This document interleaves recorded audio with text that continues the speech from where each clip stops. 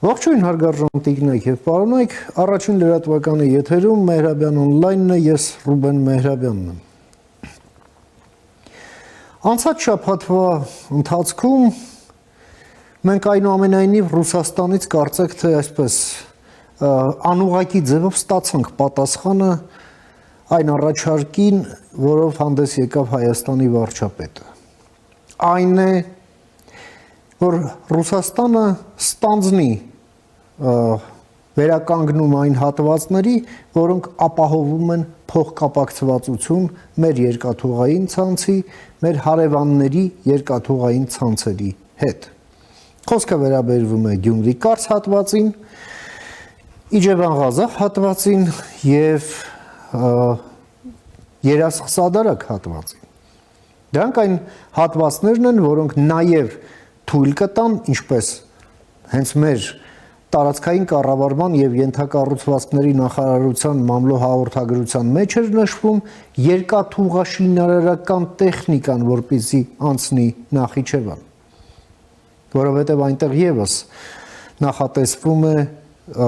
երկաթուղու մոդեռնիզացիա եւ բնականաբար դա էլ ամենակարճ հասանելիությունն է ապահովում դեպի թրիփ, որը մենք մտադիր ենք կառուցել ամերիկացիների հետ։ Սակայն ռուսները դրա մասին չեն խոսում, բայց պատրաստակամություն են հայտնում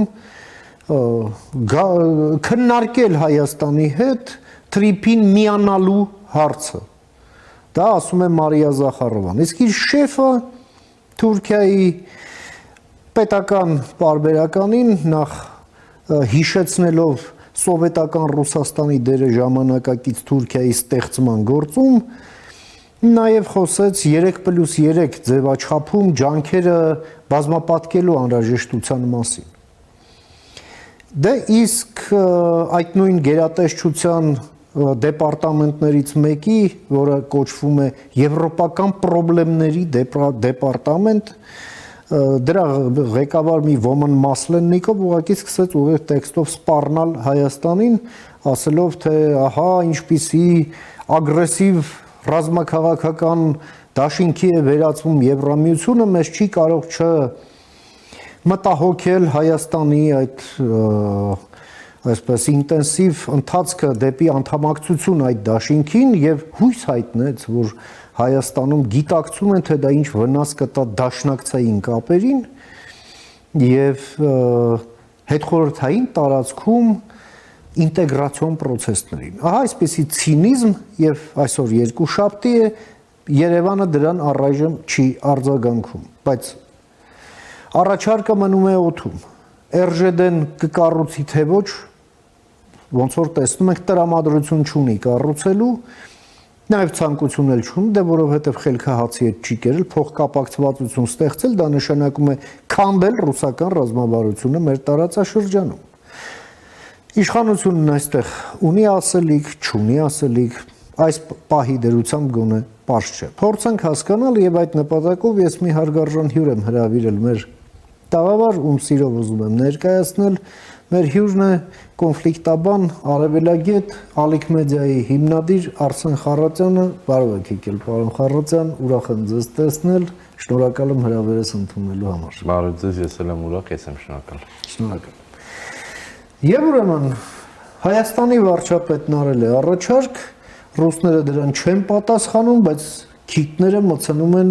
կամ փորձում են մտցնել թրիփի մեջ։ Մենք էլ սպասում ենք J.D. Vance-ի այցին Հայաստան, որից ակնկալում ենք եւս մի քայլ առաջ թրիփի կառուցման գործում, որը զուտ հայ-ամերիկյան պրոյեկտ է եւ այդպիսինն էլ պետք է լինի, որն է պաշտոնական Երևանի ասվածը, որովհետեւ փոխկապակցվածությանը խփելը, ինչը Ռուսաստանն անում է, դա հարված է խաղաղությանը, որի օրակարգը այսպես բացարձակ առաջնահերթություն է Հայաստանի Հանրապետության համար, համեցեք։ Ոչ միայն Հայաստանի Հանրապետության, այլև արդեն կարելի է ուղիղ ասել, որ թրիփը գոնե առաջիկա տեսանելի ապագայում Հարավային Կովկասում Միացյալ Նահանգների թիվ 1 առաջնահերթությունն է լինելու։ Սա է այն ամենախոշոր ծրագիրը, որի շուրջ կառուցվում է ամերիկյան հետագա ռազմավարությունն ու տրամաբանությունը, ինչպես գիտենք, կասպիական տարածքից եւ ուրեմն Ադրբեջան Հայաստանով դեպի արևմուտք գնացող հաղորդուղիների, խողովակների եւ այլնի տրամաբանության մեջ։ Տեսեք, եկեք հետ գնանք, հասկանանք, թե TRIP-ի հետ կապված առաջին իսկ փաստաթղթից հետո ինչ է տեղի ունեցել հայ-ռուսական հարաբերություններում կամ Հայաստան-Ռուսաստան հարթությունում։ Նախ օգոստոսի 8-ից վերադառնալուց հետո Նիկոլ Փաշինյանը առաջին զանգիրը, որ արել է, դա Պուտինին է արել եւ հիմա արդեն կարելի է ենթադրել, որ այդ խոսակցության մեջ կամ ընթացքում ասվել է, որ Հայաստանն ակնկալում է, որ RŽԴ-ն կամ ՅՈՒԿԱԺԴ-ն կամ ռուսական երկաթգծերը, որոնք կոնցեսիոն կառավարմամբ այս պահին էլ տիրապետում են կամ պետք է տիրապետեն Հայաստանի երկաթուղիներին, ներդրումներ անեն, որպեսզի ներգրավվեն։ Հետո խոսակցություններ լսեցինք, որ սեպտեմբերի վերջին, երբ պաշտոնական այց կար, Մոսկվա այնտեղ եւս խոսվել էր այս մասին։ Հետո սրանք մնացին լուրերի մակարդակում դեկտեմբերի վերջին ԱՊՀ-ի ոչ ֆորմալ հավաքի ընթացքում Փաշինյանն արդեն բացահայտ խոսեց այդ մասին, ռուսներին ասելով, եթե ուզում եք այս process-ներում լինեք, պիտի ներդրում անեք։ Հիմա ռուսներն ասում են շատ լավ, եթե դա կապում ենք TRIP-ին։ Ինչ են ասում, ինչ են կարծում սրա մասին ամերիկացիները, մեկ, եւ ինչա դա նշանակում իրենց դիրքից, այսինքն եթե իրենք TRIP-ին կապվում են, ինչ որ ֆորմալ փաստաթուղթ են ուզում, որով իրենք համագործակցելու են, որովհետեւ խնդիրը հետեւյալն է, ելի վերադառնալով արդեն այն ինչին դուք անդրադարձաք կոնկրետ ֆիզիկական ենթակառուցվածքներին։ Նախիջևանի հատվածը Ադրբեջանի կողմից վերահսկվող Օրդուբադ երասխ կտորը այս պահին նույնիսկ հնարավոր չէ արագ վերանորոգել, որովհետև այդ ձեր ասած երկաթուղային ենթակառուցվածքը այնտեղ տեղափոխել հնարավոր չի, որտեղ Հայաստանի հատվածներ չկա։ Մինչև այդ 42 կիլոմետրը պատրաստ կլինի օրինակ, հա, մի քիչ առաջ եմ գնում, բայց տրամաբանության մեջ նայենք ժամանակացույցի առումով։ Եթե ռուսները դա չեն անելու, ուրեմն ինչ որ մեկը պետք է անի դա, չէ՞։ Ով կարող է դա անել մեր տարածաշրջանում։ Երկու ուրիշ երկիր կա մեր հարևանությամբ, որոնք եւ անմիջական ենթակառուցվածքներն ունեն, եւ նաեւ ունեն դրա կարողությունը։ Դա Վրաստանն ու Ադրբեջանն է։ Ես արդեն տևական ժամանակ խոսում եմ այն մասին, որ եթե մենք խոսում ենք տարածաշրջանի համահունչ կամ ինչ որ հարավային Կովկաս տարածաշրջանում միմյանց կապելու մասին, ապա ինչու ոչ ընդհանրապես քննարկենք Վրաստանը ներգրավելու մասին, որովհետև Վրաստանը ունի իսկապես բավական լուրջ կարողություններ։ Վրացական երկաթուղին ամենախոշոր հարկատուներից է այդ երկրի, բավականին խիտ համակարգ է եւ նաեւ բավականին լավ գիտելիք ու պատկերացում ունեն երկաթգիծ սպասարկելու եւ երկաթգծեր պատրաստելու համար։ Հենց այդպես կրկին հիշեցնում եմ, որ այս երկաթուղային համակարգը, որը առավելապես սկսել է 1850-ականներից եւ առաջնային նպատակը եղել է Բաքվի նավթն արդեն ավելի ուշ ծով հասցնելը, հա, դրա արդյունքում Վրաստանը ստացել է բավականին խիտ երկաթգծային համակարգ, եւ հարավային Կովկասի կենտրոնականն իրենցն էր։ Հետո Ադրբեջանը զարգացրեց այլ կարողություններ արդեն 60-70-ականներին եւ հենց այս շրջանում էր, որ կարողացան նաեւ հենց խորհրդային Ադրբեջանի երկաթգծային համակարգն էր, որ զբաղվում էր օրինակ հենց մեր հատվածով։ Մենք ցավոք այդ կարողությունների պակասն ունենք եւ եթե օրինակ ինչ որ ուրիշ հարցերում կարող ենք ասել տվեք մենք կանենք, կարող ենք, այս պահին չենք կարող, հա, դա հաշվի առնենք։ Ռուսաստանն ասում է, եթե ուզում եք ես լինեմ, ուրեմն TRIP-ում պետք է ինչ որ ներգրավվածություն ունենա։ Մենք կարծում ենք մեր պատասխանը հետեւյալն է։ TRIP-ը դա այդ 42 կիլոմետրանոց հատվածն է, այդտեղ դուք կապ չեք կարող ունենալ։ Բայց եթե դուք նկատի ունեք այն հանգամանքը,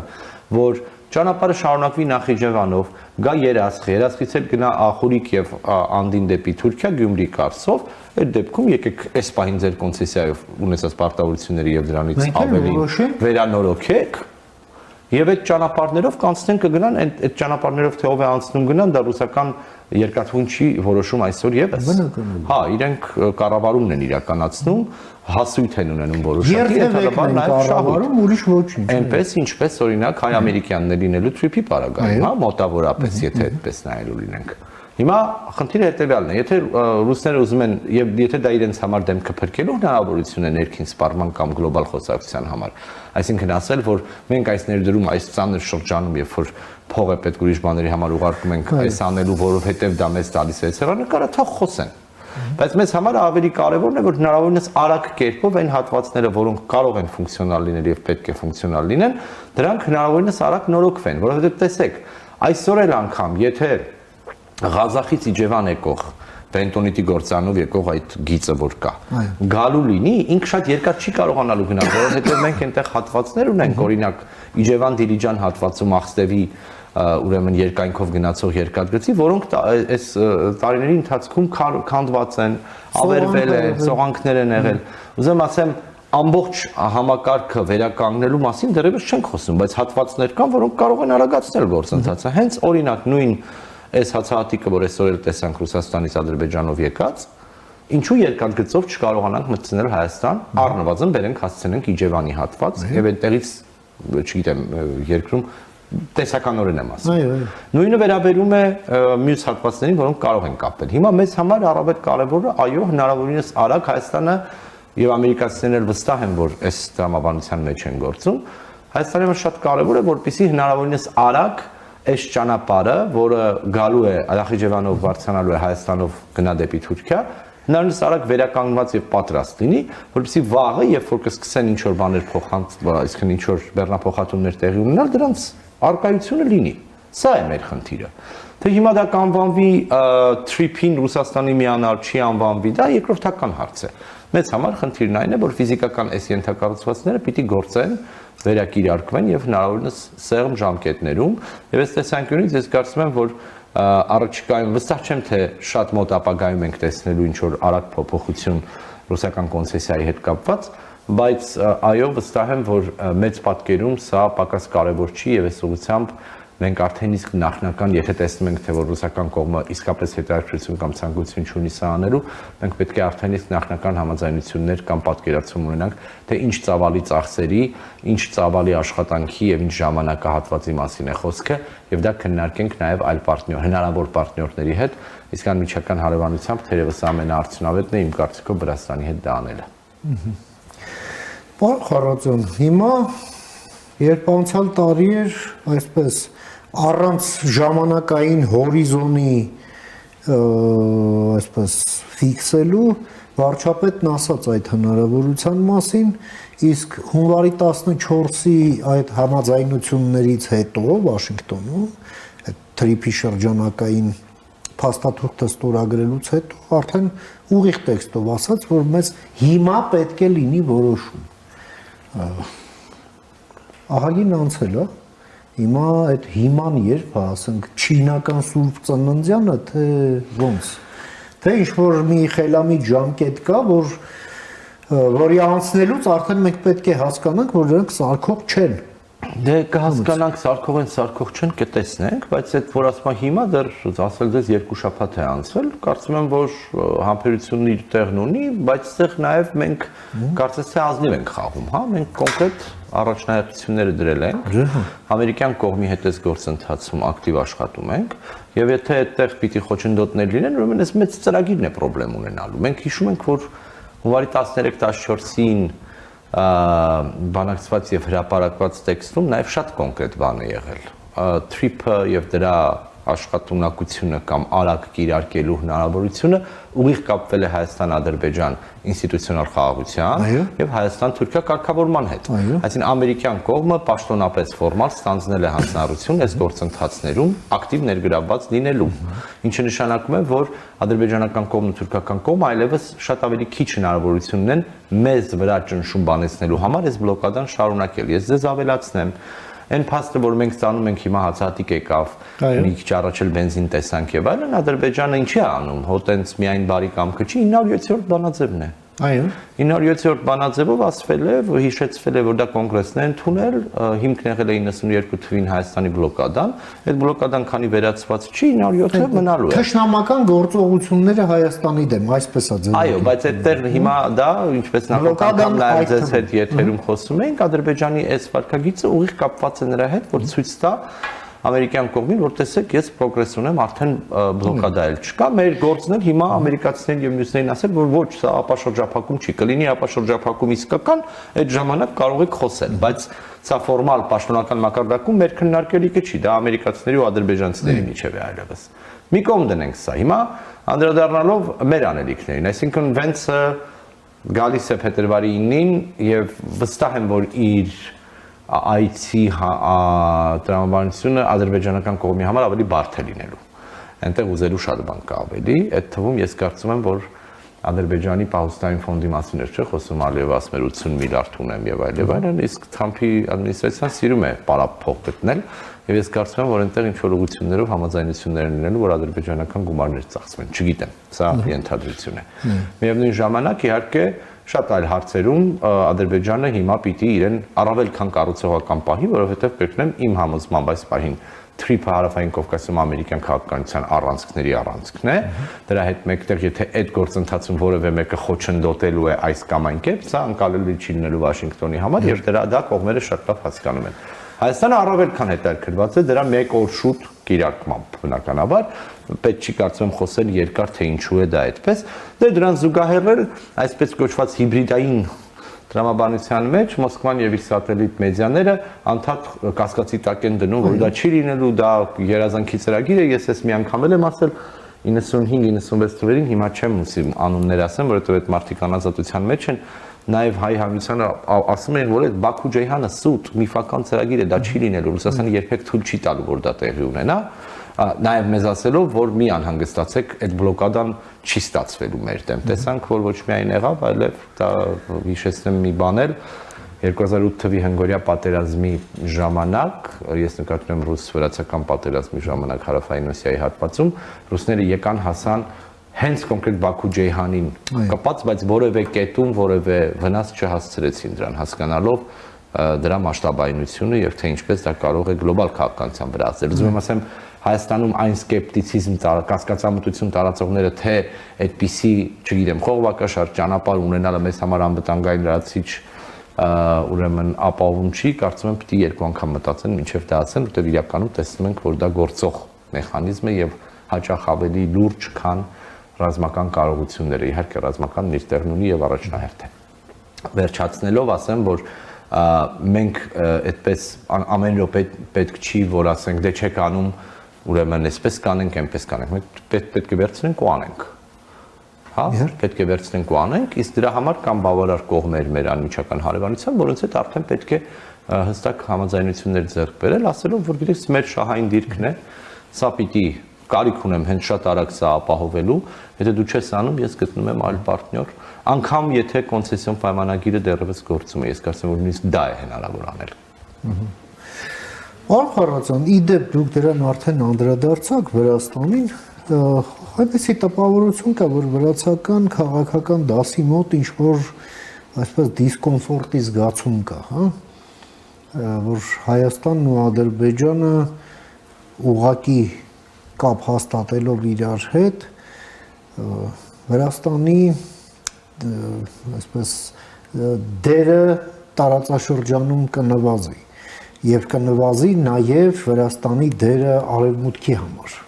հա, այս դիսկոմֆորտը նրանք ֆիքսելով այնուամենայնիվ թե ինչ անել դրա հետ այդ ռազմավարությունը չի նշмарվում, իհարկե զգալի մասը թե փորձագիտական հանրության, թե քաղաքական գործիչների ասում են, որ դրա մեղավորը արդեն իշխանությունն է իրենց, հա, դա արդեն վերածվում է այս խոսակցությունն անցնում է ներքաղաքական դաշտ, չտալով լուծումներ։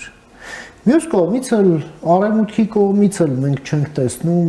որևէ, այլևս չենք տեսնում որևէ ցանկություն Վրաստանի հետ գործ ունենալու կամ իրավիճակ փոխելու, կարծեք թե ուղղակի ֆիքսում են իրողությունը, որ չէ, սա եղել է ձեր որոշումը, չեք ուզում, մենք էլ չենք ուզում ու վերջ։ Որում թե Միացյալ Նահանգներում, թե Եվրամիությունում։ Մինչդեռ դրանք են Վրաստանի ավանդական դաշնակիցները։ Եվ ինչպես եք դուք տեսնում ու ձեր առաջարկն էլ մանավանդ շատ հետաքրքիր է Վրաստանին վերաներգրավվելու հարցում, որովհետև սա մեր շահերից է բխում։ Բոլոր դեպքերում Վրաստանի այսպիսի մեկուսի վիճակը մեր շահերից հաստատապես չի բխում։ Համեցեք։ Ոչ մեկի շահից չի բխում իրականում։ Ես նկատում եմ Հայաստանի եւ Ադրբեջանի շահից չի բխում։ Այո։ Վրաստանում իսկապես որոշ նյարդով է ընկալվում այս գործընթացը եւ ոչ միայն քաղաքական մեծամասնության, այլև ըստ էության հանրության բոլոր շրջանակների կողմից, որովհետեւ այո, Վրաստանի դերը հարավային Կովկասում փոխվելու է, իրենց մոնոպոլիան շատ հարցերում փոխվելու է։ Սա այդ պետք է հաշվի նստել եւ բայց սա չի նշանակում թե մոնոպոլիան լավ բան չի ոչ մի դեպքում, այո, բայց սա չի նշանակում որ իրենց իզոլացնելու է։ Իհարկե։ Ավելին ասեմ, չենք էլ կարող։ Ես ես ավելին ասեմ։ Չենք էլ ուզում։ Այո, կոմունիկացիաների մինչ այս մեզ իզոլացնում էր Ադրբեջանը, Վրաստանը այդտեղ ակամայից դերակատար էր դարձել, եթե ուղիղ չէր անում, ապա անուղղակիորեն դերակատար, հիմա մենք այդպես վրեժի խնդիր չունենք, ամենևին դրա մասին խոսք չկա, ես սա խոսում եմ նաև վրաց հանրության հետ, որ իբրև թե այդպես բադուկ մեզ այսպես այդպես դրա մասին չի, բայց խորհուրդ եմ տալիս Վրաստանի վարչապետ Իրակլի Կոբախիձեին Հայաստանի մարզերի անունները ճշգրիտ օգտագործել, երբ որ խոսում է Վենսի այցի ժամանակ, չասի Զանգեզուրի մասին է խոսքը, մեր երկրում կա Սյունիքի մարզ, եւ կխնդրեմ որովհետեւ դա գիտեք որ նյարդային է ընկալվում Հայաստանում եւ դա նաեւ կասկածամտություն է տարածում մեր հանրության շրջանում եւ մեր լավ հարաբերությունների թշնամիներին էլ հիմքեր տալիս մանիպուլյացիաներով ես հույս ունեմ որ ուղղակի շատ օգտագործվել է այս եզրափակությունը դրա համար մտքին այդպես է եկել եւ միտում չկա բայց որpիսի չընկալվի այդպես պետք է ուշադիր լինել սա մեկ Երկրորդը, այո, ես ավելին ասեմ, նաև իմ անձնական եւ գերական եւ աշխատանքային կապերով արդեն իսկ վրացական երկաթուղիների հետ սկսել եմ խոսել, ընդհանրապես հասկանալու թե ինչքանով այդպիսի հետաքրքիր սա պետական կառույց է այնուամենայնիվ եւ խոշոր ռազմավարական կարեւորության։ Եվ ես վստահ եմ որ վրացական կողմը հետաքրքրություն պիտի ունենա, գոնե ինչ որ մի կերպ ներգրավելու, բայց սա լավագույն մուտքն է եւ կարծում եմ որ սրա մասին եւ ես հարցում չեմ կարծում թե ադրբեջանական կողմը ինչ որ խնդիր պիտի ունենա։ Մի կողմ եմ դնում որ ֆորմալ չի էլ կարող ունենալ, սա Հայաստան-Վրաստան տիրույթում կարող է լինել, բայց եկեք այդպես չնայենք, եկեք նայենք որ եկեք բոլորս ինչ որ հարմոնիայի մեջ այս գործընթացներն առաջ գնան, բոլորի համար մինչև վերջին կետը հասկանալի թե ինչու եւ ինչպես է տեղի ունենում այս գործընթացը եւ կարծեմ որ ամերիկյան կողմն էլ պիտի որ մեծ հակասություն չունենա դրա հետ կապված սա էլ լավ առիթ եւ հնարավորություն կլինի Վրաստանի եւ վրացական կողմի համար ներգրավելու ուրեմն trip կոչված ավելի լայն տրամաբանության մեջ որտեղ իհարկե այո բոլորի համար շահավետ հնարավոր ելքերը հնարավոր են Պարոն Խառատյան, որոշակի դիսկոմֆորտ կա Վենսի այցի հետ կապված նաև Ադրբեջան, գոնե այդ ադրբեջանական սեգմենտում Facebook-ի տարբեր այսպես հանրային դեմքերի մոտ կա դիսկոմֆորտ կապված նրա հետ, որ ահա տեսեք հայերի հետ արդեն ինչքան են խորացել, էլ միջուկային ոլորտում համագործակցություն, էլ կիսահաղորդիչներ, արհեստական բանականություն եւ այլն, մեզ էլ ինչ-որ զրահաբաճկոններ եւ մոտորանավակներ, որ այդ բաճկոնները հագնենք, փախնենք Թուրքմենստան եւ այլն։ Սես բաներ է խոսում։ Ումից պաշտպանվելու համար լավ ինչեւ գիտեք դե այն ինչ որ արդեն իսկ մենք մեր ռազմավարական խարտիայով բանակցած ենք եղել ամերիկացիների հետ դեռևս տարուց ավել առաջ հիմա որոշ իմաստով բնականաբար օրակարգում ավելի ակտիվ է եւ ինչի մասին պիտի խոսեինք եթե ոչ նրա ինչ արդեն իսկ բանակցել ենք իրենց հետ եւ փաստաթղթավորված ունենք երկկողմում բացի trip-ը Ուրեմն այստեղ էներգետիկ ոլորտում համագործակցությունն է, այո կիսահաղորդիչներն են, դրանց տակ նաև փող կա, գիտենք Nvidia-ի պատմությունը եւ այդպես շարունակ։ Ադրբեջանական կողմը դեռևս այդպիսի փաստաթուղթ չունի։ Բայց այն ինչ ստացել է Դավոսից հետո, իսկ Դավոսում ակնհայտ էր, որ մենք եւ ադրբեջանցիները նաև ակտիվ աջակցում էինք Թրամփի նախաձեռնությանը, հա, այսինքն այդ խաղաղության երկխոսություն կոչվածում շատ երկրներ չկային, որ միացան, ուստի այստեղ ավարտին ինքը մի բան պիտի նվիրեր։ Եվ սոցիալական ցանցում գրում էր, որ Հայաստանը սա կստանա, Ադրբեջանը նա կստանա, թե այդ զրահաբաճկոնն ու դու նաև ցույց տալով, որ 907-ը չի կարող շրջանցել, հա, այսինքն չի կարող ռազմական տեխնիկա կամ այսպես ասած լուրջ ռազմական համագործակցության մասին խոսք լինել, իսկ այդ մոտորանավակ կոչվածները Կասպից ծովում կան արդեն բավական տևական ժամանակ։ Դրանք կան դեռևս աֆղանական պատերազմից սկսած, երբ որ Ադրբեջանը իր տարածքը, այդ թվում նաև հարավում կառուցված նոր օդանավակայանը տրամադրել էր Միացյալ Նահանգներին, այնտեղով հսկայական քանակի, բայց սա մի շրջան էր, երբ որ Ռուսաստանն էլ էր իր օդային տարածքը տալիս Ամերիկային, հա, շատ տարբեր ժամանակներ էին, բայց նկատի ունեմ Ադրբեջանը ունի արդեն որոշակի Կասպից ծովում ամերիկյան ծովային փոքր ներկայություն, որտեղ գուցե ինչ-որ փոփոխություններ կլինեն, բայց սրանք հիմնականում վերաբերում են ընդհանուր առմամբ Կասպից ծովում ինչ-որ գործընթացների մոնիտորինգի համար կիրառվելու։ Իսկ թե ինչու են անհանգիստ ադրբեջանական սոցիալական ցանցերը, ժամանակը ցույց կտա։ Ես կարծում եմ, որ Վենսի այցի ժամանակ ենթադրում եմ, որ կարող է նախաստորագրվել ԱՄՆ-Ադրբեջան ռազմավարական խարտիան, եւ ինձ հետաքրքիր կլինի, կոնկրետ տեղեկություն չունեմ, բայց ունեմ այդպիսի ենթադրություն, որտեղ երբ օգոստոսին կնքվում էր 6 ամիս ժամկետ էր դրվել, որից հետո պետք է ստորագրվել ինչ-որ փաստաթուղթ։ Հիմա ես ունեմ այդպիսի ենթադրություն, որ այս մակարդակի այցի ընթացքում է թերևս լավագույն ժամանակը, բայց չգիտեմ ինչ են բանակցելու։ Այստեղ նաև բանակցությունները վերաբերելու են ExxonMobil-ի հետ խոսակցությանը եւ արդեն իսկ բացահայտ է, երեք նայում էի նաև դուք խոսում եք Լավրովի թուրքական մամուլին տված հարցազրույցը, դրան եւս հետեւել եմ, այդտեղ իհարկե ինքը այսպես ասած չգործող 3+3-ի մասին է կրկին խոսում, որտեղ ասում է դե վրացիները չեն գալիս, բայց իրենց համար դուռը բաց է, ակնհայտ է, որ թուրքերը այդ գործընթացով հետաքրքրված չեն։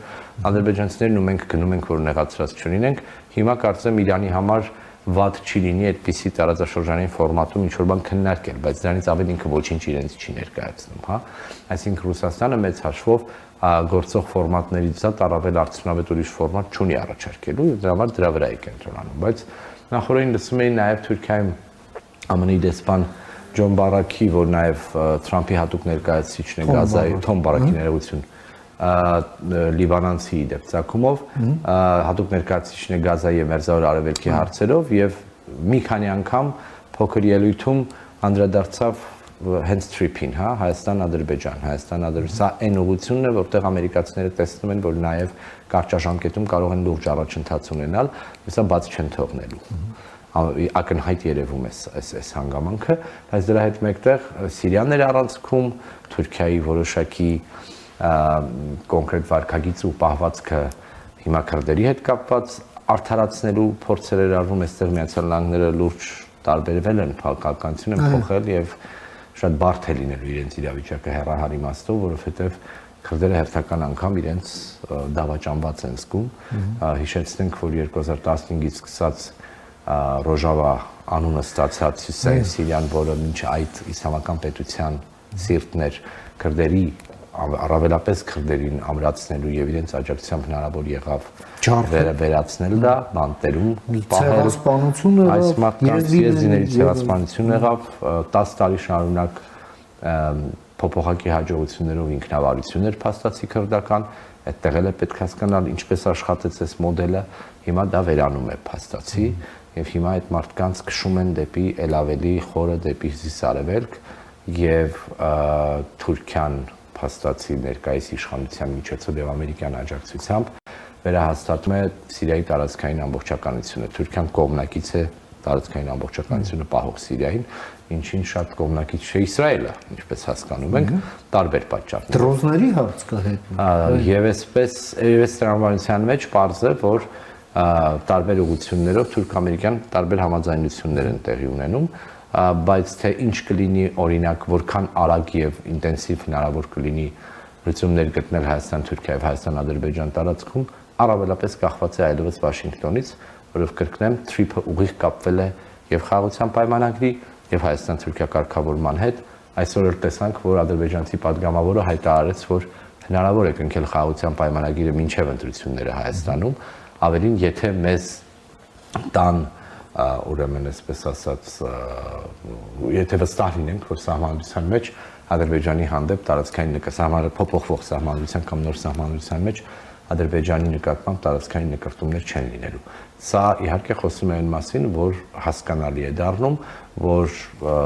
եթե այս ամենը կապված է միմյանց հետ, իսկ այդ փաստաթուղթը, որը մենք տեսել ենք հունվարի 13-14-ից բավական մանրակրկիտ նկարագրում եւ ներկայացնում է թե դա ոնց է լինում, ապա Վենսը երբ որ եկավ, ադրբեջանցիներին ասել են շուտ կնքեք, առաջընթաց ապահովեք, մեզ պետք է որ այս ճանապարհը կառուցվի, էլ ձևեր չենք թափում։ Այո։ Մոտավորապես սա։ Ուրեմն այս տեսանկյունից Ադրբեջանում էլ, քանի որ տևական ժամանակ բավական ծայրահեղական է եղել հռետորաբանությունը, հիմա պիտի կարողանան աստիճանաբար մեղմացնել դա, որպեսզի իրենց հանրության համար նույնպես ընկալի լինի, թե ինչու այդպիսի արագ shift կամ փոփոխություն եղավ։ Սա է իրերի դրությունն իմ կարծիքով, բայց կրկնեմ ամենակարևորն ինձ համար այն է, որ վերադառնալով ձեր նախնական հարցին, այսինքն Վրաստանին, ինձ համար շատ կարևոր է, որպեսզի Վրաստանին այո նաև ներառող լինենք մենք այս գործընթացում, ձևը գտնենք, որ դա լինի, որովհետև ինչպես դուք ճշգրիտ նշում եք, մենք որևէ մեկին դուրս թողնելու խնդիր չունենք, ավելին ինչքան այդ դուրս թողնելու խաղաղականությունն է հղի դարձել, հղի եղել կոնֆլիկտների եւ հետո ապագայում պայթյունների։ Մենք փոխադարձ կախվածություններով ու կապվածություններով նաև միմյանց հետ համագործակցելով ենք ուզում այդ խաղաղության տրամաբանությունը կառուցել այս ռեգիոնում։ Հակառակ բարագայում, եթե կողմերից որևէ մեկը իսկապես առանց լուրջ շահույթի կամ շահույթ չասեմ, հա, իրեն դուրս է զգալու գործընթացներից, ապա վաղ թե ուշ այդտեղ բացական գործընթացների ենք ականատես լինելու։ Եվ ամփոփելով կարճ, պարոն Խառատյան, մենք փաստորեն տեսնում ենք, որ Հայաստանը մտել է մի օրակարգի տակ, որը չի կարող կախված լինել, ասենք, մի քաղաքական ուժի կամ մի նրա առաջնորդի լավ լինելուց կամ չլինելուց, դա վտանգավոր է։ Մանավանդ այս օրակարգով պայմանավորված է մի քանի երկրների, թե տարածաշրջանում, թե տարածաշրջանից դուրս իրենց ազգային ռազմավարությունների համար։ Մինչդեռ այդ կոնսենսուսը, որը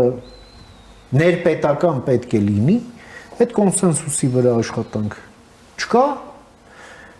հետնել են 5-րդ շարասյունը եւ 6-րդ պալատը հանդես է գալիս ոչ գիտական ֆանտաստիկայի ժանրի հայտարարություններով կամ առաջարկներով, եւ ոնց թրիփի մեջ բերեք Ռուսաստան, Չինաստան, կամ էլ սա վտանգավոր է եւ այլն։ Եվ դրան էլ, այսպես ասենք, միայն վերբալ պատասխան ու ոչ մի բան։ Մինչդեռ ռուսներն էլ չեն թաքցնում, որ ուղղակի փող են հատկացրել, թիվն են ասում, ինչի համար, որպեսզի այս օրակարգերը ուղղակի դնեն, խարխլեն եւ տապալեն։ Այն որ 160 միլիոնի մասին էր խոսք գնում, եթե իրականա իրենք խոսում են Եվրամիության տված 15 միլիոնի մասին, որը պիտի պայքարի դրա դեմ, տեսնենք։ Ես տեսնենք, այս ընտրական շրջանը հետաքրքիր է լինելու իհարկե, ակնհայտ է, որ տեղի ունեցել դրա համար էի ասում, այսինքն թրիփին դեմ խոսելու կամ դրա շուրջ կասկածամտություն սնուցելու այս ջանքերը բավական խնդրահարույց են, բայց ես վստահ եմ, որ շատ դժվար է լինելու այդտեղ լուրջ արդյունքներ ստանալ, եթե մենք պինդ լինենք մեր դիրքերում եւ արագ աշխատենք։ Ես նկատի ունեմ մենք որպես պետություն եւ այս հարցում ինչ ասել է պինդ։ Ձեզ հետ համաձայն եմ, որ քաղաքական ուժերի կոնսենսուսի անհրաժեշտություն կա։ Պետական կառույցները մի հարց է, բայց տեսեք ինչ հետաքրքիր բան է տեղի ունենում։ Տեսել եք տեսանք երկրորդ Ռոբերտ Քոչարյանը ասուլիս էր տալիս։ Ինչ ասես, թրիփը չեղարկելու է, որ գա։ Իհարկե ոչ։ Որևէ լուրջ քաղաքական գործիչ Հայաստանում, որը ուզում է գնա ընտրությունների, չի կարողանալու հայտարարել, որ ինքը թրիփը չեղարկելու է։ Շատ լավ են հասկանում, որ այդ մասշտաբի ծրագիրը, որի հետ շուրջ արդեն աշխարհաքաղաքական տրամաբանություն է կառուցվել, դրա դեմ խոսելը նշանակում է քաղաքական ինքնասպանություն։ Սա մեկ։ Սա չի նշանակում, թե իրենք չեն շարունակելու այլ ուղիներով կասկածամտություն սերմանել։ Այո, բայց ֆորմալ եւ բացահայտ դրան դեմ հանդես չեն գալու։ Տեսնենք, գուցե ես սխալվում եմ, բայց ժամանակը ցույց կտա։ Երկրորդ, գիտեք, մենք նաեւ խոցելի մեր բնակչության հետ պիտի աշխատենք մարզային, բավականին լուրջ։ Ես կարծում եմ, որ մենք կենտրոնանանք հիմա այս նախընտրական ակտիվ փուլում հենց իսկապես մեր մարզային հայրենակիցների հետ աշխատելու, տեղերում խոսելու, քննարկելու եւ այն միֆական խոսակցությունները, որոնք ակնհայտ կեղծ են, գոնե դրանք փարատելու, որովհետեւ որքան էլ մենք սոցիալական ցանցերով փորձենք վերլուծել, իրականության հետ հաճախ դա շատ մեծ աղերս չի ունենում։ Եվ ես կարծում եմ, որ պետք է քննարկել մարդկանց հետ ուղղակի ներկայացնել այն ինչ կա, բայց այնքան խոսել, որպեսզի մարդկանց համար իսկապես հասկանալի դառնա, առնվազն կարող են չհամաձայնվել նաև, բայց հասկանալի եւ համոզիչ լինի այն, ինչ ասվում է որպես տրամաբանություն, որ կառուցվում է այսօր Հայաստանի շուրջ։ Սրան զուգահեռ իհարկե ամենակարևոր բաներից մեկն այն է, որ շատ մոտ ապագայում մենք լուրջ արդյունքներ ունենանք։ Այսինքն Թուրքիան սահման բացի, այսինքն Ադրբեջանը իսկապես գնա խաղաղության պայմանագրի ստորագրման։ Եվ ես կարծում եմ, որ կրկնեմ, քանի որ Միացյալ Նահանգներն ուղիղ են ներգրավել սրա մեջ, կապել են դա այդ փաստաթղթով եւ այդտեղ տարբեր այլ հատվածներում պայմանավորություններ են ձեռք բերում, դժվար եմ պատկերացնում, թե հիմա դա անգամ մեր ձեռքերում է, մենք տարուց ավել է խոսում ենք ինչ կարող ենք անել, հա, Հայաստան-Թուրքիա կարգավորման ուղղությամբ կամ Հայաստան-Ադրբեջան եւ կոնսենսուս ունեինք առայն, որ ինչ որ կետ Ադրբեջանն էր կոնկրետ սաբոտաժանում Հայաստան-Թուրքիա հարաբերությունները, հիմա ոչ միայն ինքը չի կարող անել, այլև երկու ուղղությամբ էլ ամերիկացիներն են ներգրավված, որտեղ կոնկրետ ծրագիր կա, կոնկրետ տրամաբանությամբ եւ դրա հետևից իրենք գնալու են։ Որն էլ պահանջում է երկու ուղղությամբ էլ կոնկրետ արդյունք։ Անխոս, որը որ հայաստանյան կողմից վաղուց պատրաստ է, մենք այդտեղ արել ենք գրքով, ինչպես ասում են, ինչեւ այս պահը գնդակն իրենց դաշտում է։ Շնորհակալ եմ, պարոն Խառատյան, ձեր այս շատ կարևոր դիտարկումների եւ առաջարկությունների եւ գնահատականների համար, որոնք դուք կիսեցիք մեր հեռուստադիտողի հետ եւ ժամանակ հատկացրեցիք մեր եթերին, հետևենք դեպքերի ընթացքին, այդ թվում նաեւ ձեր օգնությամբ։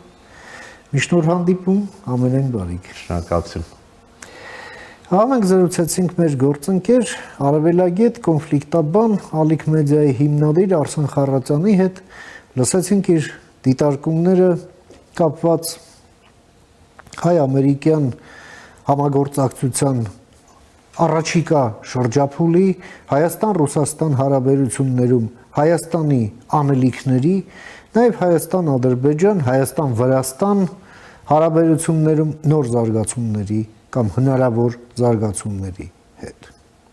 Կարճ դադարից հետո կվերադառնանք, մնացեք առաջին լրատվականի հետ։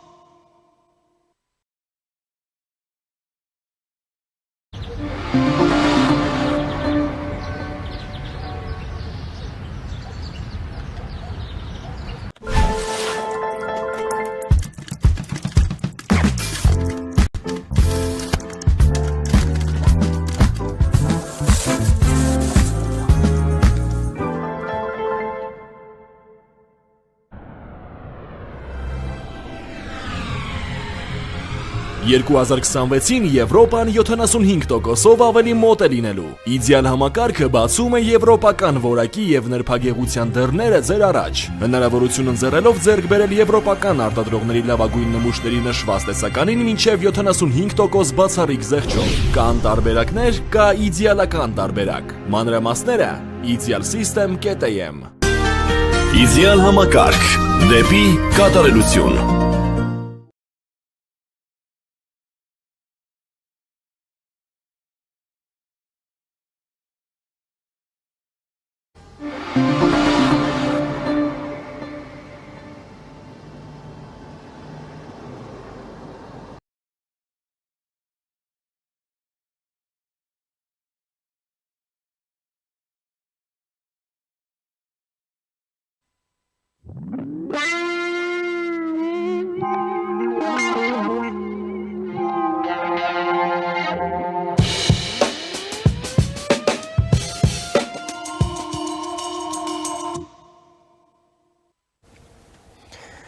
Շարունակում ենք մեր թողարկումը, առաջին լրատվականի եթերում կրկին Մեհրաբյան օնլայնն է, ես Ռուբեն Մեհրաբյանն եմ։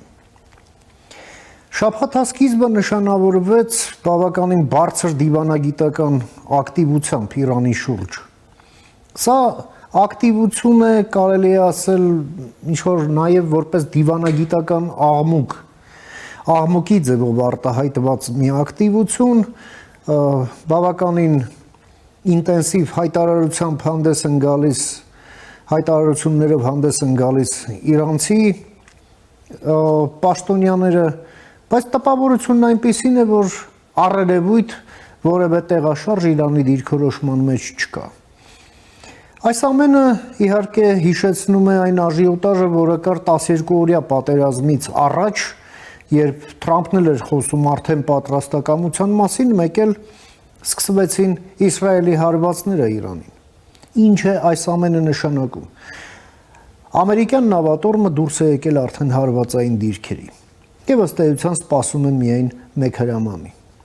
Փորձենք հասկանալ, թե ինչպիսին կլինի այդ հրամանը։ Եվ այդ նպատակով ես մի հարգարժան հյուր եմ հրավիրել մեր տաղավարում, սիրով ուզում եմ ներկայացնել մեր հյուրը Իսրայելից է, իսրայելցի ռազմական փորձագետ Դավիթ Շարպը։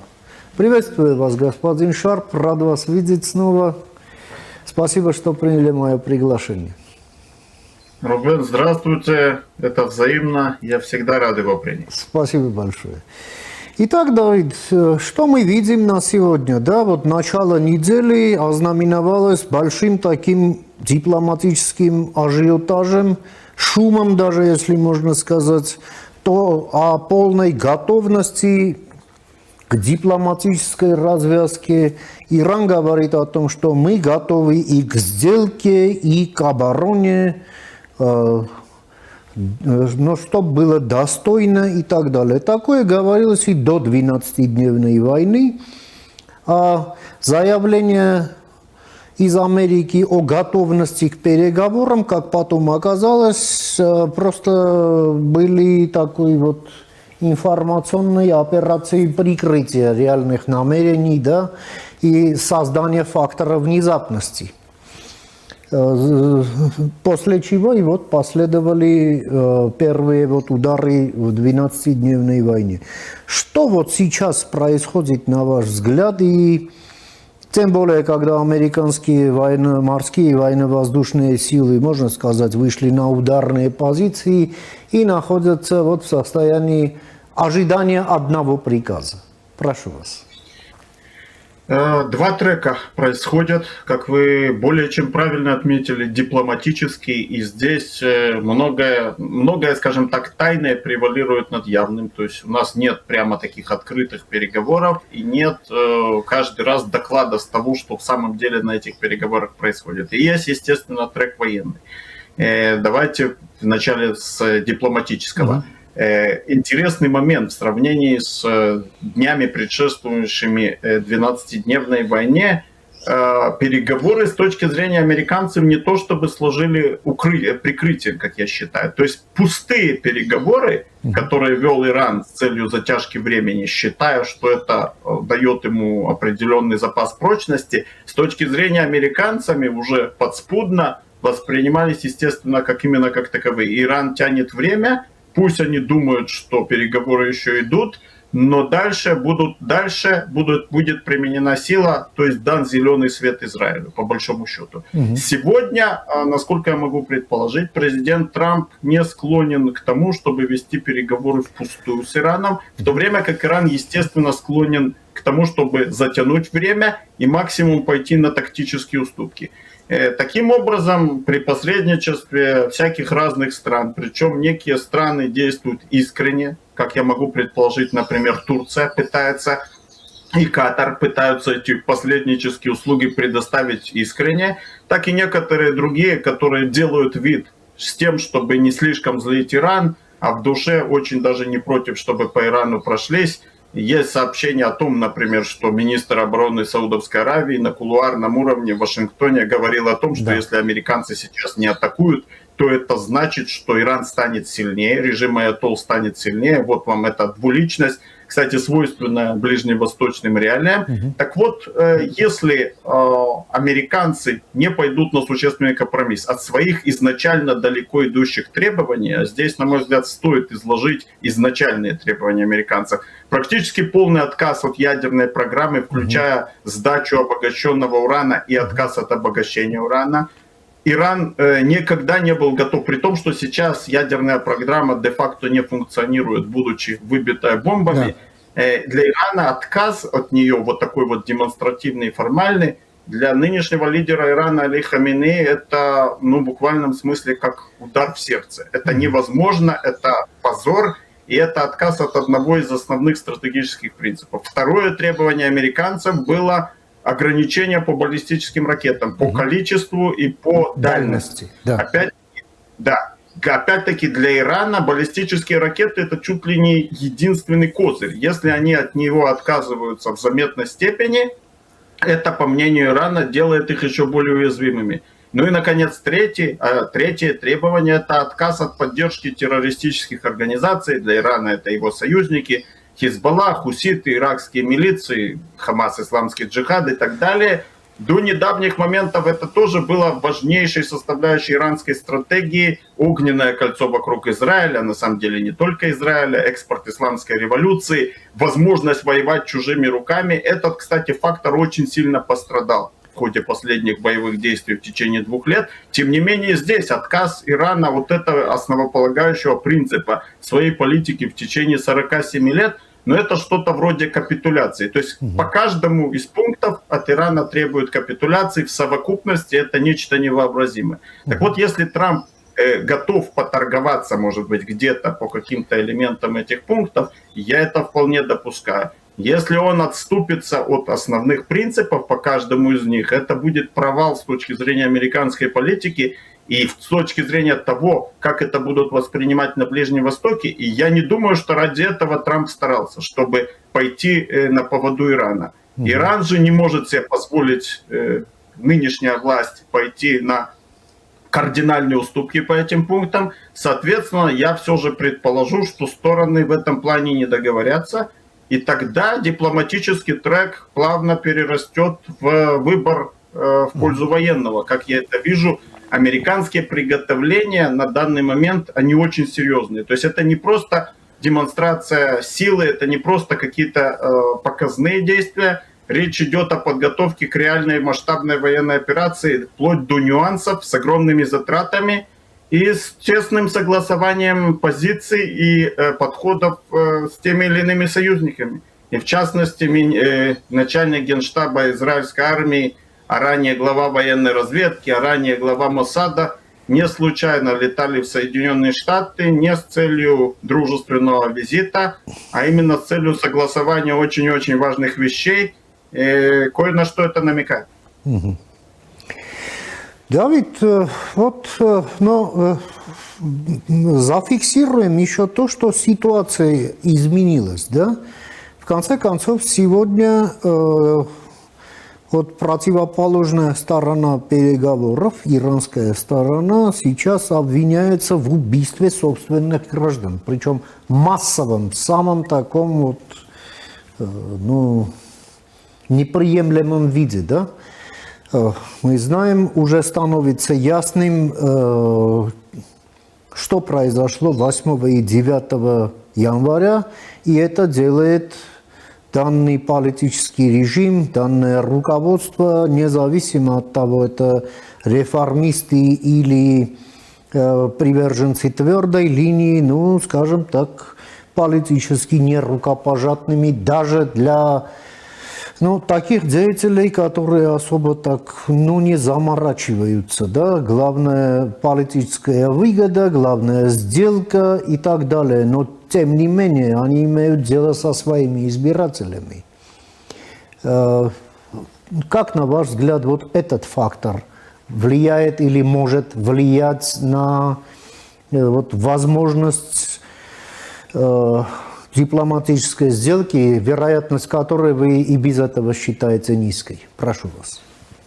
Этот фактор, несмотря на сказанные вами очень правильные вещи, этот фактор может оказаться и не особо влиятельным, чисто теоретически, если Иран пойдет на необходимые уступки. Напомню, что нынешний президент Сирии еще недавно был совсем не рукопожатным, но в тот момент, когда он стал выгодным лидером, почему-то по политическим соображениям устраивающим много кого, эти много кого, начиная от Соединенных Штатов и заканчивая французами, а по большому счету и арабский мир и так далее, вдруг приняли его чуть ли не в буквальном смысле в свои объятия. Так что мир циничен и прагматичен, и чего только не бывает. Но происшедшее в Иране, безусловно, стало очень важным толчком для принятия решений, как я это вижу, причем в том числе и с прагматично-циничной точки зрения. Во-первых, с точки зрения медийной и восприятия иранского режима, все, кто хоть как-то следил за происходящим, естественно, в той или иной степени потрясены. Оставаться равнодушными к абсолютно достоверным сведениям об уничтоженных тысячах собственных граждан в течение пары-тройки дней, в буквальном смысле перебитых, оставаться равнодушными сложно, и это действия на свержение или, скажем так, действия, направленные на нанесение ущерба такому вот режиму, который, по сути, с точки зрения гуманности абсолютно нелегитимен. Они выглядят гораздо более оправданными. И есть вот тот самый циничный момент, о котором я говорил. Американцы, естественно, и не только американцы, не нужно скрывать, очень многие в Западной Европе и на уровне правительства и так далее, и не только, и на Ближнем Востоке хотели бы смены режима в Иране. Но одно дело хотеть, а другое дело это реализовать, что крайне сложно и крайне затратно, если ты хочешь в это вложиться, иди знай, какие будут результаты. Но в тот момент, когда наблюдающие со стороны политики и принимающие решения увидели масштаб протестов, масштаб ненависти к режиму, а также то, на что он готов, боясь за свою судьбу, определенные сдвиги произошли. Не только потому, что они массово утопили в крови протестное движение, но еще и потому, что воочию увидели, насколько прочный фундамент и существенный фундамент протеста и ненависти к режиму и для протестов против него есть. То есть видят, что этот режим находится в самом сложном положении за всю свою историю, а это значит, это стимулирует к определенным действиям. Осталось только, чтобы эти действия были правильно спланированы и правильно реализованы, что отнюдь не банально. Давид, есть два мнения, да? Одно следующее, что, ну вот как в Венесуэле, даже лидера взяли с постели и сопроводили в Нью-Йоркский суд, но без масштабной интервенции даже в Венесуэле режим не сменился. И даже если в Иране нанесут массовые такие удары, массированные удары, это также не приведет к смене режима. Это одно мнение. Второе мнение – это то, что вы уже частично указали, уровень неприятия режима и свидетельством тому те массовые протесты, которые происходили. И самое главное, причина этого, да, когда мы видим галопирующую гиперинфляцию в стране. Да, протесты подавить можно, пулеметами можно стрелять, но пулеметы не являются источником денег, да? И сейчас причины эти остались в силе, и вот говорят, что эти удары станут стимулом к новым протестам, и как бы опровергая вот первое мнение, говорят, что на земле вопросы будут решать уже сами протестующие. Вот ваше мнение касательно этого. Как вам вот видится сценарий развития ситуации в случае, если удары будут нанесены? Что произойдет? Все, на мой взгляд, не совсем, то есть может произойти и прямо по сценариям, но не совсем линейно. Во-первых, пару слов о первом сценарии. И, на мой взгляд, сравнение с Венесуэлой как раз теоретически могло бы быть интересным. Проблема в том, что венесуэльский сценарий в Иране реализовать сложно. Да, в Венесуэле не сменился режим, но с похищением Мадуро режим пошел на данный момент, назовем это так, в хорошем или в плохом смысле, кому как виднее, на сговор с Соединенными Штатами. Режим изменил свои подходы и на данный момент идет в русле американских требований. Да, он по-прежнему еще отнюдь не демократический, не объявлены выборы. Я, кстати, надеюсь, что это произойдет в Венесуэле. В Венесуэле станет режим сменяемый, чисто для венесуэльцев, надеюсь. Но как раз в Венесуэле пока ситуация выглядит так, что американцы выполнили свои задачи минимумом крови, минимумом затрат. Венесуэльцы в какой-то мере подчинились, если не сказать в полный режим. В Иране, однако, на мой взгляд, все бы очень, американцы хотели бы такого сценария, например, обезглавить нынешнюю верхушку и с тем, чтобы новая верхушка пошла на сговор и трансформировалась в что-то более вменяемое. Но, боюсь, это организовать сложно. И вот тут мы приходим, собственно, ко второму описанному вами сценарию. Воздушные, то, что фундамент протестов для протестов очень прочный, очень существенный, не вызывает никаких сомнений. Тут и ненависть к режиму, то есть просто и ненависть, и чистая экономика, то, о чем вы говорили. Но есть, правда, одно серьезное но. В тот момент, когда силовики по-прежнему, и особенно прикормленные, идеологизированные силовики, то есть Басидж и корпус стражи исламской революции, поддерживают режим, а армия по-прежнему находится в стороне или поддерживает, то у протестующих нет никаких шансов. Без пулемета на пулемет не пойдешь, даже если тебя в несколько раз больше. Более того, вот эта бойня, начавшаяся 8 числа, ну, в общем-то, элементы бойни были раньше, но вот такая кровавая баня с 8 по 11-12 привела к тому, я тут лишь предполагаю, что наиболее активные, наиболее смелые противники режима в буквальном смысле убиты, покалечены и арестованы. Для того, чтобы подросла новая, мотивированная, вот такая вот протестный потенциал, вот такой, причем, когда люди готовы идти на смерть, готовы рисковать, возможно, необходимо время, и ударов по различным объектам иранских силовых и репрессивных структур будет недостаточно. То есть, в общем, я веду к тому, что удары, даже масштабные, не гарантируют вспышки новых протестов и не гарантируют тем более революции или повстанческого движения, возникновения. В принципе, для того, чтобы возникло повстанческое движение и революцию, здесь нужно очень много помогать тем, кто несет этот потенциал. И это очень неблагодарный, долгий труд, который не всегда дает результаты. Удары мощнейшие, однако в любом случае ослабят режим, ослабят его военный потенциал и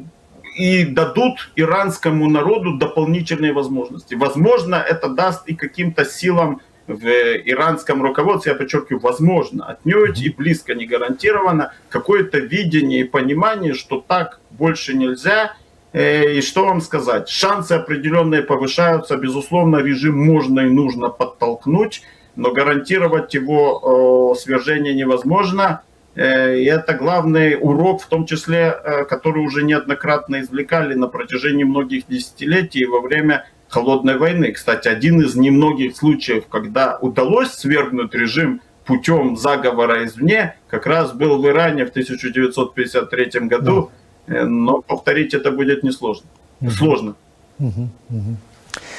Давид, еще одно такое сравнение. Конечно, здесь все сравнения изначально некорректны, и тем не менее хотелось бы обсудить. Когда говорят о том, что вот дальнейшая дестабилизация вот, в силу тех возможных ударов, которые могут быть нанесены, приведет к тому, что Иран превратится в одну большую Сирию и начнется война всех против всех. С другой стороны, есть и противоположное мнение о том, что Сирия – это нарезка, в общем-то, продукт пакта Сайкса и Пико. И проблема Сирии в том, что там проблема с сирийцами, да? То есть там есть сунниты, алавиты, там все есть, но нет сирийцев, или их очень мало. Тогда как Иран, страна с многотысячелетним опытом государственности, государственных институций и дипломатии в том числе, с границей которой, ну, просто, скажем так, начерчены кровью. То есть это страна реальность, а не продукт там каких-то сговоров извне. И по определению Иран не может превратиться в Сирию, и там нет потенциала гражданской войны. Ваше мнение? На мой взгляд, потенциал гражданской войны есть, безусловно. Хотя бы потому, что я сейчас не говорю по этническим или иным причинам, а по тому принципу, что сегодня в Иране, по всей видимости, большинство населения, то есть я в этом убежден, против режима. В той или иной степени, я думаю, что 60-70% против режима. Однако 30-35% являются сторонниками режима, в том числе по идеологическим причинам, и в числе этих сторонников львиная доля силовиков. То есть теоретически в таких условиях вполне, когда есть идеологическое и иное противостояние, вполне возможна гражданская война, масштабная гражданская война, исключать ее нельзя. Кроме того, нельзя забывать, что Иран, несмотря на то, что, как более чем верно отмечено, это государство, это нация, ну, можно сказать, и политическая нация с многовековыми традициями и примерно в неизменных границах уже давным-давно. Иран, тем не менее, тоже многонациональное государство и с многочисленными религиозными меньшинствами и этническими, среди которых, если возникнет гражданская война и если будут большие проблемы, могут, естественно, возникнуть разного рода сепаратистские настроения. Вот не то, чтобы, кстати говоря, их не было, этих сепаратистских настроений, например, среди иранских курдов, они довольно сильны, среди белуджи и так далее. То есть есть и здесь определенный потенциал, но, с другой стороны, вот эта вот многовековая объединяющая традиция эти шансы понижает. Когда в стране воцаряется хаос, и если воцаряется хаос, то возможны варианты. Кто мог предположить в каком-нибудь 1982 году, что Советский Союз распадется и что этот процесс будет сопровождаться в том числе и войнами. Да, не масштабнейшей гражданской войной, но войнами в тех или иных национальных республиках и между ними. Так что исключать этого нельзя. Но я бы, честно говоря, в большей степени поставил не на то, что в Иране начнутся процессы распада, а то, что в случае совершенно гипотетических протестов и восстания какого-нибудь, вполне которое должно будет получить поддержку извне, просто в Иране сменится режим. Однако это уж будет слишком далеко, мы делим, очевидно, шкуру неубитого медведя. И в заключение, Давид, вот в настоящее время, что мы видим, тоже мнение такое есть, что в арабских странах исходят из более таких консервативных сценариев, как выгодных для себя, как сохранение режима, потому что есть очевидное понимание того, что пока вот нынешний режим Исламской Республики существует, Иран будет долгое время слабым, и это устраивает дальних, близких, соседей Ирана. Тогда как смена режима приведет к тесному союзу Ирана с Западом, и даже Ирана с Израилем, и Иран просто раскроет весь свой потенциал и инженерно-технический, творческий, промышленный и так далее. Да? И понятно, что это ни в какое сравнение ни с одной арабской страной не идет. И вот этими определяются интересы краткосрочные, долгосрочные разных арабских стран. Вы как вот человек с Ближнего Востока, тоже изучающий вот траекторию политическую, да, арабских режимов, на ваш взгляд, как вам видятся их мотивы в своих подходах к Ирану? Прошу вас.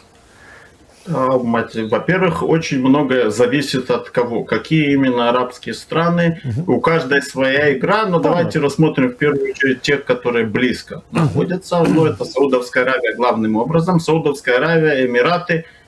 Бахрейн, интересный случай, и, допустим, Катар. Арабские страны, безусловно, воспринимают и будущий условный светский, а может быть не очень светский Иран, если это будет единое и довольно сильное государство, как угрозу. Это, безусловно, для них все равно геополитический противник и соперник, как бы там ни было. Но, на мой взгляд, вот это вот опасение, что тот Иран будет гораздо сильнее, на мой взгляд, это слишком долгосрочная с их точки зрения перспектива. Нынешний же Иран, да, есть какой-то элемент выгоды в том, что он изолирован и нерукопожатен для большей части стран мира, но есть проблема, для большей этой части это западного мира. Что касается Китая, России и так далее, он вполне рукопожатен, и он опасен, он не очень слаб, он воспринимается как очень серьезная угроза. То, что некоторые арабские страны сегодня, несмотря на ненависть к режиму, не в шутку уговаривают американцев подождать с ударом,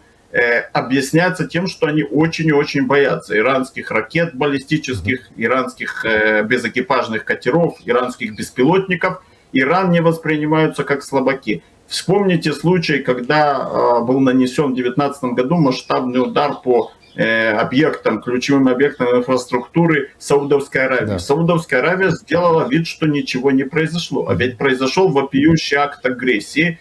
против ее важнейших объектов. Они боятся иранцев, и вот тот пример цитаты в каком-то закрытом заседании министра обороны Саудовской Аравии, когда он, с одной стороны, публично Саудовская Аравия критикует сам этот подход, который может привести к войне, когда он на кулуарном уровне говорит, что если вы не ударите, аятоллы станут сильнее. Ну и вспомним утечку из Wikileaks в свое время, когда кто-то, если я не ошибаюсь, даже эмир Катара или кто-то другой на кулуарном уровне говорил Блинкену, в буквальном смысле уговаривал его: отсеките голову змее. Они боятся режима аятолл по причине его агрессивности очевидной, по причине политики экспорта исламской революции, поддержки тех или иных сил, которые в буквальном смысле угрожают стабильности в этих странах. Так что на уровне непубличных заявлений я склоняюсь к тому, что большинство этих стран, в том числе саудовцы, были бы не против, чтобы американцы и кто угодно, американцы с Израилем, довели дело до конца. То, что они опасаются Ирана и будут опасаться в дальнейшем, это тоже не вызывает сомнений. Но и отдельный случай Бахрейн. Бахрейн с его 90% населением шиитов, где суннитская верхушка руководит, они просто опасаются любой иранской агрессивной деятельности. Они знают, что Иран считает их своей потерянной провинцией. И для них Иран, Хизбалла и близкие к Ирану силы — это враг в любом случае. И, кстати говоря, был врагом еще во времена Шаха. В тот момент, когда у власти в Иране националисты, естественно, им есть чего опасаться. В этом никто не сомневается. Спасибо, господин Шарп, за ваши очень важные комментарии, оценки, которыми вы поделились с нашими телезрителями и уделили время нашему эфиру. Будем следить за событиями, в том числе и с вашей помощью. До новых встреч и всех благ вам и вашей стране. Рубен, огромное спасибо. Нам ничего не остается, как следить за ними. Взаимно. Мои наилучшие пожелания народу Армении. Спасибо большое. Всего доброго.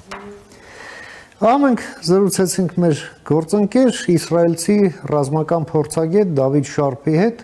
լսեցինք իր դիտարկումները կապված Իրանում եւ Իրանի շուրջ տեղի ունեցող վերջին զարգացումների հետ։ Այսօր թերևս այսքանը, հարգարժան տիկնոյք եւ պարոնայք, կհանդիպենք վաղը, խաղաղություն եւ բարինան ձեզ։